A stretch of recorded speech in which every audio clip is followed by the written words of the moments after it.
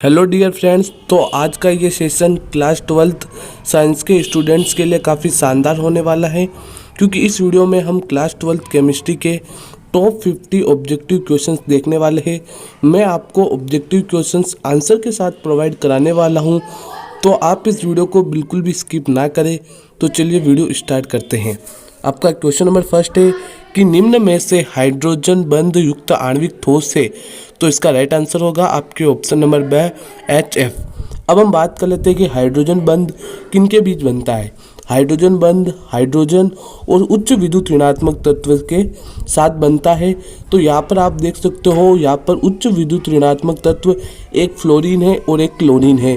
तो इन दोनों में से उच्च विद्युत ऋणात्मक तत्व कौन सा है? F यानी कि फ्लोरीन, क्योंकि वर्ग में ऊपर से नीचे आने पर विद्युत ऋणात्मकता घटती है। तो राइट आंसर होगा आपके ऑप्शन नंबर ब। क्वेश्चन नंबर सेकंड है कि BCC यानी कि काय केंद्रित गणीय इकाई कोष्टिका में कणों की संख्या बताइए। तो BCC यानी कि बॉडी सेंटर्ड यूनिट सेल, तो इसके अंदर क्या होता है, अवयवी कण कोनों पर और एक कण होता है जो आपके मध्य में उपस्थित होता है। तो इस तरीके से BCC में कुल कणों की संख्या 2 होती है। तो राइट आंसर होगा आपके option number C। Question number third है कि मूर्खों का सोना कहते हैं। काफ़ी इंटरेस्टिंग क्वेश्चन है। तो इसका राइट आंसर होगा आपके ऑप्शन नंबर C FeS2। इसके बाद क्वेश्चन नंबर 4 है कि प्रत्येक गोले के लिए चतुष्फलकीय रिक्तियों की संख्या कितनी होती है। तो चतुष्फलकीय रिक्तियों की संख्या 2n होती है, यानी कि परमाणुओं की संख्या की दुगुनी। इसके बाद क्वेश्चन नंबर 5 है कि अर्धचालकों की चालकता ताप बढ़ाने पर। काफ़ी इंपॉर्टेंट क्वेश्चन है, ये आपने फिजिक्स में भी पढ़ा होगा और केमिस्ट्री में तो इसके आने के चांसेस कम हैं, लेकिन ये इंपॉर्टेंट क्वेश्चन है फिजिक्स और केमिस्ट्री दोनों के लिए। तो जो अर्धचालक होते हैं उसके अंदर ताप बढ़ाने पर चालकता बढ़ जाती है, ये इसका आंसर होगा। क्वेश्चन नंबर 6 है कि एक क्रिस्टलीय ठोस का उदाहरण है। आपने क्रिस्टलाइन सॉलिड्स, एमोर्फस सॉलिड्स, इन दोनों के बारे में आपने पढ़ा होगा। तो एक क्रिस्टलीय ठोस का राइट आंसर होगा ऑप्शन नंबर C कागज। इसके बाद आपका क्वेश्चन नंबर 7 है कि HCP यानी कि फलक केंद्रित गणीय इकाई कोष्टिका में संकुलन दक्षता है। ये काफ़ी इंपॉर्टेंट क्वेश्चन है। आपको SCC, BCC, FCC या फिर SCP इनकी संकुलन क्षमता याद होनी चाहिए। तो इस क्वेश्चन का जो राइट आंसर होगा वो होगा ऑप्शन नंबर D 74%, और BCC की होती है 68%, SCC की होती है 52.4%। इसके बाद क्वेश्चन नंबर 8 है कि ऐसा अर्धचालक जिसका उपयोग संकेतों को तुरंत पहचान करने में होता है। तो इस क्वेश्चन का राइट आंसर होगा ऑप्शन नंबर B GAAS। इसके बाद आपकी क्वेश्चन नंबर 9 है कि सहसंयोजी ठोस का उदाहरण है। तो इस क्वेश्चन का आंसर होगा आपके ऑप्शन नंबर B हीरा। क्वेश्चन नंबर 10 है कि क्रिस्टल जालक कितने प्रकार के होते हैं। तो इस क्वेश्चन का राइट आंसर होगा ऑप्शन नंबर B 7 टाइप्स के क्रिस्टल जालक होते हैं।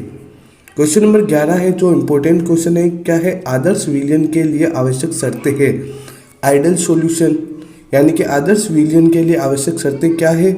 तो इस क्वेश्चन का राइट आंसर होगा ऑप्शन नंबर D उपरोक्त सभी, यानी कि उसके अंदर ΔH मिश्रण इक्वल्स टू 0, ΔV मिश्रण इक्वल्स टू 0 और राउल के नियम का पालन करते हैं, वह हमारे आदर्श विलयन कहलाते हैं।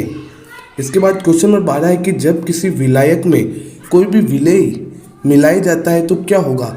इसका आंसर होगा ऑप्शन नंबर B क्वथनांक में वृद्धि होती है। क्वेश्चन नंबर 13 है कि कौन सा नियम एक गैस की द्रव्य विलेयता के मध्य संबंध बताता है।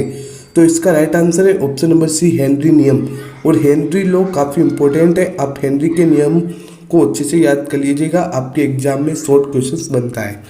क्वेश्चन नंबर 14 है कि निम्न में से कौन सा गुण अनुसंख्यक गुण नहीं है। तो इस क्वेश्चन का राइट आंसर होगा ऑप्शन नंबर B हिमांक। हिमांक एक अनुसंख्यक गुण नहीं है, वरना हिमांक अवनमन, क्वथनांक उन्नयन, वाष्प दाब अवनमन ये हमारे अनुसंख्यक गुण है। और चौथा आपकी किताब में है परासरण दाब। क्वेश्चन नंबर 15 है कि कौन सा द्रव राउल के नियम से धनात्मक विचलन दर्शाता है। धनात्मक विचलन और ऋणात्मक विचलन। तो इसके अंदर जो राइट आंसर होगा वो होगा option number C benzene plus methanol. इसके बाद क्वेश्चन नंबर 16 है कि दो द्रवों का विलयन जो संगठन में परिवर्तन के बिना एक निश्चित ताप पर आश्रित होता है कहलाता है। मोस्ट इम्पोर्टेंट क्वेश्चन है, राइट आंसर है ऑप्शन नंबर द स्थिर क्वाती मिश्रण। आपके एग्जाम में स्थिर क्वाती मिश्रण की परिभाषा भी आती है, तो आप इसको अच्छे से याद कीजिएगा। फिर क्वेश्चन नंबर 17 है कि 25 ग्राम शर्करा को जल में घोलकर 250 ml विलयन बनाया जाता है, तो इस विलयन का भार आयतन क्या होगा, मतलब W/V परसेंटेज में निकालना है। तो ये बहुत सिंपल क्वेश्चन है, इस क्वेश्चन को मैं आपको सोल्व करके भी दिखा देता हूँ। हमें क्या निकालना है, भार आयतन। तो हम भार को ऊपर रख देंगे और जो आयतन है उसको अपॉन में ले लेंगे और हमें क्या करना है फिर, यहाँ पर आपको आयतन कितना दे रखा है 250 ml, तो यहाँ पर आपके 200 नहीं होगा, कितना होगा 250 ml, और परसेंटेज में निकालना है तो इसको हम 100 से मल्टीप्लाई करेंगे, तो 1 0 से 1 0 आपके कैंसिल, 25 से 25 कैंसिल, तो कितना परसेंटेज आएगा 10%। राइट आंसर होगा option number A. Question number 18 है कि किसी स्वतः परिवर्तित अभिक्रिया के लिए साम्य स्थिरांक ई सेल और डेल्टा जी क्रमशः होंगे, तो राइट आंसर होगा ऑप्शन नंबर बी। जो आपके लिए साम्य स्थिरांक होना चाहिए वो 1 से बड़ा होना चाहिए। स्वतः परिवर्तित अभिक्रियाओं के लिए ई सेल पॉजिटिव होना चाहिए और डेल्टा जी नेगेटिव होना चाहिए। क्वेश्चन नंबर 19 से इंपॉर्टेंट क्वेश्चन है कि आपको क्या करना है, इसके अंदर गैल्वेनिक सेल का ईएमएफ यानी कि इलेक्ट्रोमोटिव फोर्स निकालना है। तो इलेक्ट्रोमोटिव फोर्स निकालने का एक फॉर्मूला होता है ई कैथोड माइनस ई एनोड। इनमें आपको पहचानना है कि किसका एनोड हो रहा है यानी कि किसका ऑक्सीकरण हो रहा है और किसका कैथोड यानी कि आपके अपचयन हो रहा है। तो आपको क्या करना है, ई कैथोड, कैथोड क्या है हमारा, यहाँ पर कॉपर है तो 0.34 माइनस क्या करेंगे हम 0.76, और जो ये Zn का आपको दे रखा है ई नोट यानी कि इलेक्ट्रोड विभव, वो माइनस का 0.76 होता है, तो 0.34 प्लस 0.76 राइट आंसर हो जाएगा ऑप्शन नंबर से 1.10 वोल्ट। सिंपल है, कुछ नहीं करना है, आपको ई कैथोड माइनस ई एनोड करना है, और कैथोड यहाँ पर कॉपर है और एनोड यहाँ पर जिंक है। फिर क्वेश्चन नंबर 20 है कि मानक हाइड्रोजन इलेक्ट्रोड का इलेक्ट्रोड विभव होता है, तो इसका राइट आंसर होगा option number B 0.0 volt. Question number 21 है कि सेल स्थिरांक की इकाई है, सेल कांस्टेंट क्या होता है L/A, L यानी कि क्या होगा अपना सेंटीमीटर अपॉन सेंटीमीटर स्क्वायर, तो 1 सेंटीमीटर से 1 सेंटीमीटर कट और 1 सेंटीमीटर ऊपर जाएगा तो सेंटीमीटर इनवर्स। राइट आंसर होगा ऑप्शन नंबर से। आप इन क्वेश्चंस को समझने की कोशिश भी करें, मैं कुछ क्वेश्चंस को आपको समझाने की कोशिश भी कर रहा हूँ। क्वेश्चन नंबर 22 है कि गैल्वेनिक सेल के लिए कौन सा कथन सत्य नहीं है, तो जो राइट आंसर होगा वो होगा ऑप्शन नंबर से एनोड पर अपचयन होता है। एक बात ध्यान से सुन लो, हमेशा एनोड पर ऑक्सीनेशन यानी कि ऑक्सीकरण ही होता है, ओके, और कैथोड पर अपचयन होता है, और कैथोड धनावेशित होता है, एनोड ऋणावेशित होगा गैल्वेनिक सेल के अंदर। क्वेश्चन नंबर 23 है कि इलेक्ट्रोड अभिक्रिया दे रखी है, इसके लिए आपको नेस्ट समीकरण निकालनी है। इसका मतलब यह है कि आपको कैथोड के लिए नेस्ट समीकरण निकालनी है, तो इसका राइट आंसर होगा ऑप्शन नंबर है E cell equals to E naught cell minus RT divided by NF ln 1/mn plus, और अगर यहाँ पर एनोड होता तो ऊपर अपना mn प्लस हो जाता और अपोन में 1 हो जाता। क्वेश्चन नंबर 24 है कि लोहे पर जंग लगने से रोकने के सर्वोत्तम उपाय क्या है, तो राइट आंसर है ऑप्शन नंबर है गैल्वेनिकरण। Question number 25 most important chemical kinetics का है, किसी अभिक्रिया का वेग स्थिरांक नियम किस पर निर्भर करता है, तो इसका आंसर होगा ऑप्शन नंबर से अभिक्रिया के ताप पर। अगर आप ताप बढ़ा देंगे तो वेग स्थिरांक भी बढ़ जाएगा, और ताप घट गया तो वेग स्थिरांक भी घट जाएगा। फिर क्वेश्चन नंबर 26 है कि H2 + Cl2 change to 2HCl अभिक्रिया की कोटि है, तो राइट आंसर होगा option number B 0। Question number 27 है कि प्रथम कोटि की अभिक्रिया के लिए वेग स्थिरांक की इकाई बताइए, सेकंड इनवर्स। क्वेश्चन नंबर 28 है कि निम्नलिखित अभिक्रिया की कोटि व अणुसंख्यता बताइए, 2N2O5 change to 4NO2 + O2। तो इसके अंदर हमारे 2N2O5 क्या है अभिकारक, उसकी कोई भी घात नहीं है तो हम एक घात मान सकते हैं, तो हमारी कोटि क्या हो जाएगी 1। इसके बाद अणुसंख्यता की बात करें तो N2O5 के कितने मोल है 2, तो हमारी अणुसंख्यता हो जाएगी 2। अगला क्वेश्चन इसी पे बेस्ड है, तो इसके लिए आपको वेग दे रखा है k x⁴ और y⁴ है, तो अभिक्रिया की कोटि होगी। तो अभी मैंने आपको बताया कोटि निकालने के लिए आपको क्या करना है, पावर्स को ऐड कर लेना है, तो A+B राइट आंसर हो जाएगा। क्वेश्चन नंबर 30 है कि अभिक्रिया, क्रियाकारक, रिएक्टेंट, चेंज टू प्रोडक्ट में एक द्वितीय कोटि की अभिक्रिया है। यदि R की सांद्रता को यानी कि अभिकारक की सांद्रता को 4 गुना कर दिया है तो अभिक्रिया का वेग बढ़ जाएगा। तो इस तरह के क्वेश्चंस में एक ट्रिक बताता हूँ। ऑर्डर देखना है, सबसे पहले कौन सी ऑर्डर की रिएक्शन है, सेकंड ऑर्डर की। सांद्रता को कितनी गुना बढ़ा रहे हैं, 4 गुना। तो आपको क्या करना है, 4 का स्क्वायर, तो 4 का square 16, right answer option number the. इसी ट्रिक पर बेस्ड अगला क्वेश्चन है कि किसी अभिक्रिया में अभिकारक है, उसकी सांद्रता 2 गुनी करने पर अभिक्रिया की दर 8 गुनी हो जाती है, तो अभिक्रिया की कोटि कितनी होगी। तो इस तरह का क्वेश्चन नंबर 30 जैसा ही है, लेकिन इसमें थोड़ा चेंज है कि आपको बता दिया है कि अभिक्रिया की दर 8 गुनी हो गई, तो आपको अभिक्रिया की कोटि बतानी है। तो सांद्रता कितनी गुनी, सांद्रता 2 गुनी करने पर अभिक्रिया की दर 8 गुनी हो गई, तो कौन सी कोटि की होगी, थर्ड यानी कि तृतीय कोटि की होगी। 2 की पावर 3 कितना होता है, 8, तो सांद्रता को दुगुना करने पर अभिक्रिया की दर 8 गुनी हो जाती है, तो अभिक्रिया की कोटि होगी आपके ऑप्शन नंबर से थर्ड। तो इस तरह से आपको इस क्वेश्चन को करना है। आई होप आप समझ गए होंगे कि आपको जो भी दे रखा है सांद्रता को कितना गुना किया, 4 गुना कर दे। द्वितीय कोटि की अभिक्रिया है तो क्या करना है, 4 का स्क्वायर 16 हो गया।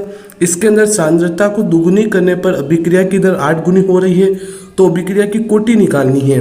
तो कितनी 2 की पावर्स करें हम कि हमें 8 मिले, तो 3। क्वेश्चन नंबर 32 है कि रेडियो एक्टिव विघटन की अभिक्रिया की कोटि होती है। जो रेडियो एक्टिव विघटन की अभिक्रिया होती है, इसमें आपको कोटि बतानी है। ये इंपॉर्टेंट क्वेश्चन है। राइट आंसर होगा ऑप्शन नंबर 1, ये प्रथम कोटि की अभिक्रिया होती है। क्वेश्चन नंबर 33 है जिसके अंदर आपको T12 और प्रारंभिक सांद्रता के मध्य ग्राफ बना रखा है। आपको बताना है कि यह आलेख किस कोटि की अभिक्रिया को दर्शाना है। तो राइट आंसर है ऑप्शन नंबर है प्रथम। क्वेश्चन नंबर 34 है प्रथम कोटि की अभिक्रिया की अर्धायु निर्भर करती है। तो राइट आंसर होगा ऑप्शन नंबर से वेग स्थिरांक पर, क्योंकि अभी हमने सूत्र देखा 0.693/K, ये T12 का फॉर्मूला होता है फर्स्ट ऑर्डर रिएक्शन के लिए। क्वेश्चन नंबर 35 है कि निम्न में से धनावेशित कोलाइडी सोल है। राइट आंसर है FeOH3। क्वेश्चन नंबर 36 है कि सिल्वर सोल में उपस्थित सिल्वर के कणों का आकार 6 × 10⁻⁻5 होने पर सोल का रंग कैसा होगा। राइट आंसर है ऑप्शन नंबर दे, पीला नारंगी। क्वेश्चन नंबर 37 है कि साबुन के लिए CMC यानी कि क्रांतिक मिश्रीकरण सांद्रता का मान बताइए। राइट आंसर हो जाएगा ऑप्शन नंबर है 10⁻³ मोल प्रति लीटर। क्वेश्चन नंबर 28 है कि कोशियस पर्पल होता है। राइट आंसर है ऑप्शन नंबर बी, AU का कोलाइड। क्वेश्चन नंबर 39 भौतिक अवशोषण का गुण नहीं है, तो इसका आंसर होगा ऑप्शन नंबर से कि ताप बढ़ाने पर अधिशोषण की दर बढ़ती है। यह कथन भौतिक अधिशोषण के लिए गलत है। क्वेश्चन नंबर 40 है कि गोताखोरी में श्वसन हेतु यंत्रों में किन गैसों का मिश्रण होता है। मोस्ट इंपोर्टेंट क्वेश्चन है। राइट आंसर है ऑप्शन नंबर से हीलियम प्लस ऑक्सीजन। ये हेनरी नियम के अनुप्रयोग है, तो आपको हेनरी नियम और उसके अनुप्रयोग दोनों को देखना है। क्वेश्चन नंबर 41 है कि निम्न में से कौन सा हाइड्रोजन बंध नहीं बनता है। तो ये इंपॉर्टेंट है, इसका राइट आंसर हो जाएगा option number B, HCl। Question number 42 है कि निम्न में से किसकी आयनिक विभव का मान अधिकतम है। तो राइट आंसर हो जाएगा ऑप्शन नंबर बी, P। इसके लिए आपको इलेक्ट्रोकेमिकल सीरीज का आना जरूरी है। क्वेश्चन नंबर 43 है HCF4 का आकार है। Most important question. Right answer है ऑप्शन नंबर दे, वर्ग समतल। क्वेश्चन नंबर 44 है कि N2O यानी कि नाइट्रस ऑक्साइड क्या है। राइट आंसर है ऑप्शन नंबर से उदासी। क्वेश्चन नंबर 45 है उपधातु है, क्योंकि इसके अंदर 2 ऑप्शन दे रखे हैं, B और Sb, ये दोनों ही उपधातु होते हैं, तो आप इन दोनों को उपधातु मान सकते हैं। फिर क्वेश्चन नंबर 46 है कि वायुमंडल में सर्वाधिक पाई जाने वाली अक्रिय गैस। राइट आंसर है option number B, argon. Question number 47 है कि H3PO3 है एक क्या है, एक द्विभाषिक अम्ल है। क्वेश्चन नंबर 50 है कि SO2 में S परमाणु का संकरण होता है, तो हाइब्रिडाइजेशन निकालना है आपको SO2 में S का, तो ऑप्शन नंबर है Sp2। क्वेश्चन नंबर 49 देखिए, किसी तत्व का +3 ऑक्सीकरण अवस्था में इलेक्ट्रॉनिक विन्यास 3d4 है, तो X का परमाणु संख्या क्या होगा। तो आपको क्या करना है, इलेक्ट्रॉनिक विन्यास लिखना है, ऑर्गन 3D4 यानी कि 18 और 4 कितने हो गए, 22 हो गए। फिर +3 ऑक्सीनेशन स्टेट यानी कि 3 और ऐड कर देंगे तो कितना हो जाएगा 25। राइट आंसर ऑप्शन नंबर दे। 50वां क्वेश्चन है कि निम्न में से कौन रूबी कॉपर है, तो राइट आंसर है ऑप्शन नंबर से Cu2O। तो इस तरीके से ये 50 इंपॉर्टेंट ऑब्जेक्टिव क्वेश्चन थे केमिस्ट्री के, और ये आज यही समाप्त होते हैं। और ऐसे ही important objective questions, very short questions मैं आपके लिए इस चैनल पर लाता रहूँगा। तो आप सभी विद्यार्थियों से मेरा निवेदन है कि आप इस चैनल को जरूर सब्सक्राइब करें और इस वीडियो को ज़्यादा से ज़्यादा शेयर करें। तो चलिए मिलते हैं आप अगली वीडियो में, तब तक के लिए बाय बाय।